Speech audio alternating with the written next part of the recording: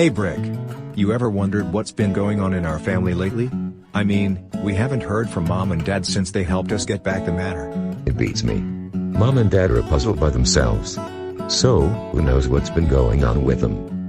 Now that you've mentioned it, it really doesn't matter after all. Mom and Dad are independent and have their own little island. Literally. So, yeah, I wouldn't worry too much. Hello, who is this? Hello Brayden. This is Dad. How are you and your brother holding up? We're doing quite well actually. Brick recently got his wisdom teeth removed and we were able to do some TLC work with the manor. So yeah, we're doing pretty okay. That's good to hear. Because we are about to come over from our beach house on McKimson Island and spend some quality time with you boys. How does that sound? That sounds awesome. So, when are you and Mom arriving in Meadowdale? We should be arriving at 4 o'clock sharp. We can't wait to see our two rockets once again. We love you. Love you too, Dad. So Bray, what do Mom and Dad want? Are they calling us to help build a new hotel in the islands? No. Even better, Mom and Dad are going to spend some time with us, probably for a while. We haven't seen them in a good while anyway. That's awesome. And now that you mention it, we should probably tag Bruno along too. I'm sure they would appreciate a kid around us. Hey guys. Thanks for tagging me along to see your parents. So, when are we expecting to see them? Well, we should be seeing them a bit later this afternoon, which shouldn't be long. By the way, you're really going to love them, little bro. Let's just say that they are more lax and doting than what you would see in the average mom and dad. Well, I can't wait to be surprised. They really sound like insanely cool people. Hey guys. Do you think that's him at the door? I think so. I guess it's time to do some introductory work and catching up. Good afternoon, boys. Your mother and I went through many trips and back to come visit you. So, it seems to me that you've been keeping the manor in order. Have you been treating Wilmington well? Yeah, we've been taking good care of him. Anyways, what are your plans for the day? Well, we want to spend a few good hours with you boys so we can have some more bond time together. And by the way, who is that adorable young man standing in front of you? Oh, that's Bruno. We befriended him last summer after his parents got stranded. And, we helped him have the best vacation ever. We've been best friends with him ever since. It's nice to meet you, Mr. and Mrs. Maverick. These guys are literally the coolest people I've met. That's great to hear.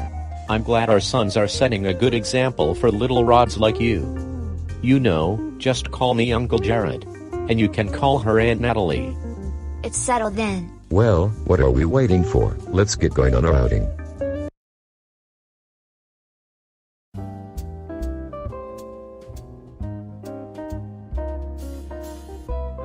Well, we've been out on the road for a good while now. Is there anywhere in particular that you guys want to go? Well, there's nowhere I really want to go right now. I just want to enjoy the scenery with my wife and kids. Isn't that right, honey? You bet.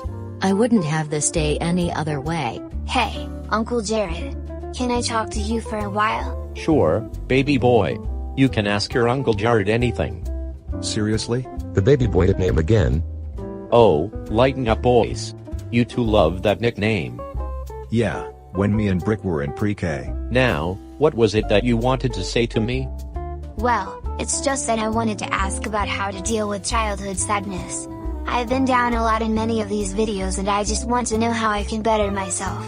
Simple, just be yourself, and be around friends that suit you. Brick, Bray.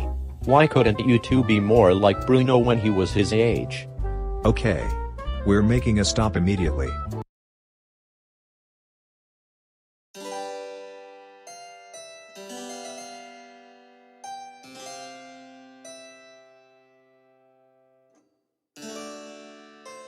So, Mom and Dad, the big statue you're seeing behind us is the Maiden Montague.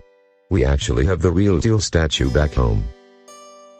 Well boys, while it is impressive that you own the real deal, there is one question I would like to ask. How much do you actually know about the history of the piece? Well Mom, that is a good question. We actually don't know too much about it. Other than the fact that we were able to afford the original piece. Ooh, I know the history of it. It was carved in the 1800s by an artist named J.C. Wilbur and named the statue after his wife.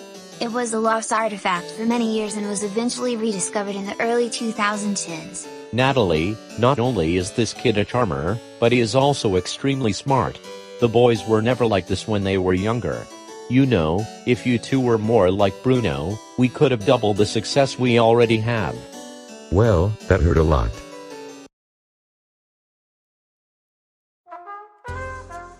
Hey, you two. Put your phones down and enjoy this lovely scenery, like what Bruno's doing. You boys were never interested in nature, unlike him. You know, if you two were more like Bruno, the car would not have broken down. More like Bruno. Why can't you boys be more like Bruno?